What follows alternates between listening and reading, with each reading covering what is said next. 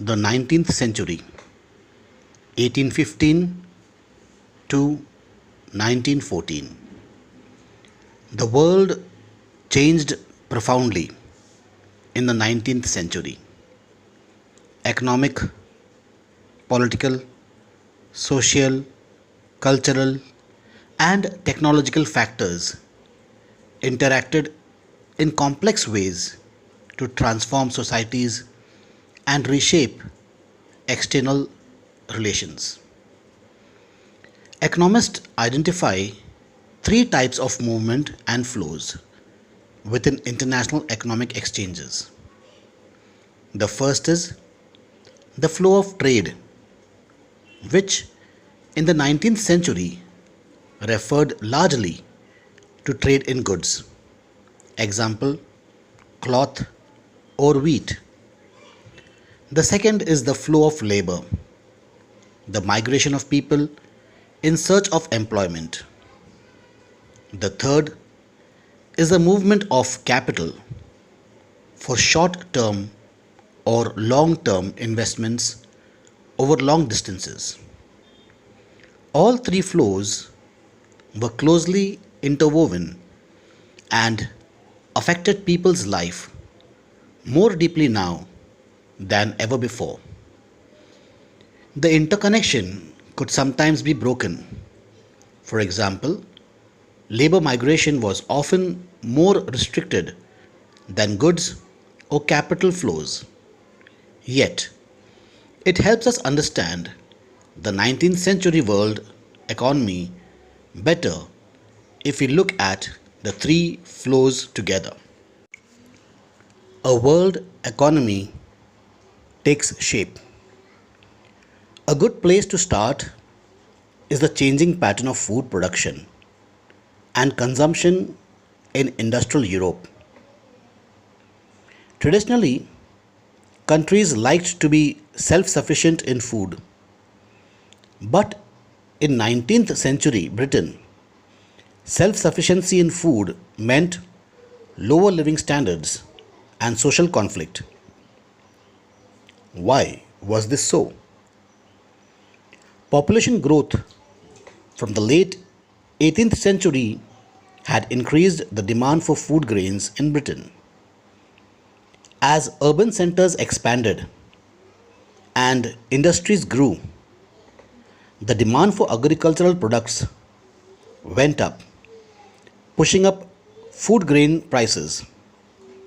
Under pressure from landed groups, the government also restricted the import of corn. The laws allowing the government to do this were commonly known as the Corn Laws. Unhappy with high food prices, industrialists and urban dwellers forced the abolition of the Corn Laws. After the Corn Laws were scrapped, food could be imported into Britain more cheaply than it could be produced within the country. British agriculture was unable to compete with imports. Vast areas of land were now left uncultivated, and thousands of men and women were thrown out of work. They flocked to the cities or migrated overseas. As food prices consumption in Britain rose, as food prices fell, consumption in Britain rose. From the mid 19th century, faster industrial growth in Britain also led to higher incomes and therefore more food imports. Around the world, in Eastern Europe, Russia, America, and Australia, lands were cleared and food production expanded to meet the British demand. It was not enough merely to clear lands for agriculture. Railways were needed to link the agricultural regions to the ports.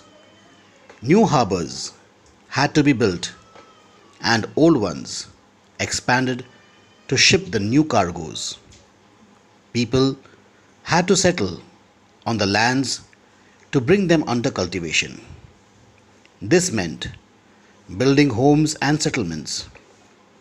All these activities, in turn, required capital and labor. Capital flowed from financial centers such as London. The demand for labor in places where labor was in short supply, as in America and Australia, led to more migration. Nearly 50 million people emigrated from Europe to America and Australia in the 19th century. All over the world, some 150 million are estimated to have left their homes, crossed oceans and vast distances over land in search of a better future. Thus, by 1890, a global agricultural economy had taken shape, accompanied by complex changes in labor movement patterns, capital flows, ecologies, and technology. Food no longer came from a nearby village or town, but from thousands of miles away. It was not grown by a peasant tilling his own land, but by an agricultural worker, perhaps recently arrived, who was now working on a large farm that only a generation ago had most likely been a forest. It was transported by railways, built for the very purpose, and by ships which were increasingly manned in these decades by low paid workers from Southern Europe, Asia, Africa, Caribbean. Some of this dramatic change, though on a smaller scale, occurred closer home in West Punjab. Here, the British India government built a network of irrigation canals to transform semi desert waste into fertile agricultural land that could grow wheat and cotton for export. The canal colonies, as the areas irrigated by the new canals were called, were settled by peasants from other parts of Punjab. Of course, food is merely an example. A similar story can be told for cotton, the cultivation of which expanded worldwide to feed British textile mills, or rubber indeed.